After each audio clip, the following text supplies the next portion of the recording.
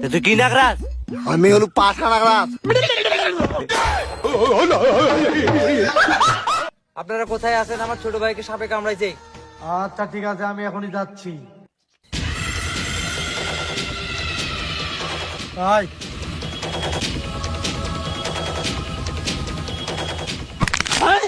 কেমন করে হাঁটছে? হাঁটারও ঢং না, কানার মতো হাঁটছে।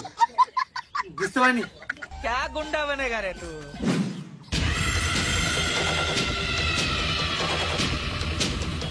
কি সাপ কামড়েছে সেটা দেখতে পেয়েছেন? না সাপুড়ে ভাই, কি সাপ কামড়াচ্ছে দেখতে পাইনি। দেখে মনে হচ্ছে খুব বিষাক্ত সাপ কামড়েছে।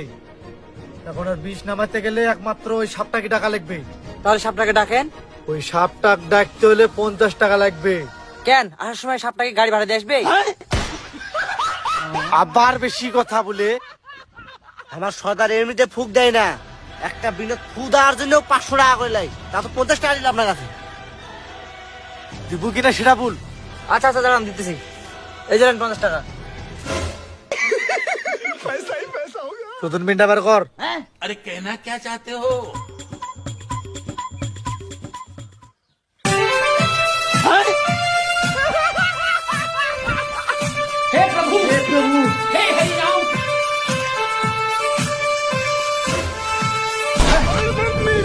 উস্তাদ, চলে আসে।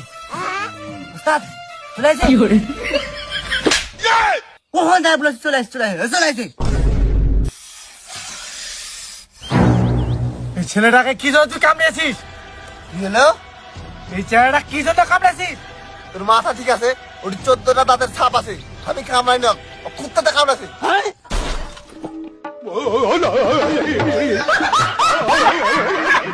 হারাম জাদা, এত বছর ধরে আমার সাথে কাজ করছিস, কোনটা সাপের কামড় আর কোনটা কুকুরের কামড় দেখে বুলবুল আমাক। আপনিও তো দেখে বুঝতে পারেননি। আমার মুখে মুখে তর্ক করে একটা কথা মারিত পারে না। তুই যে কামড়াস নি তাই লুকেনে ঠিক। আমার টাকা হলে বলে তো আমি আসনু। তুই কি নাগরাজ? আমি হলো পাঠা নাগরাজ। তুই পাঠানার মানে লেনু, কিন্তু কিভাবে করাই লাগবে?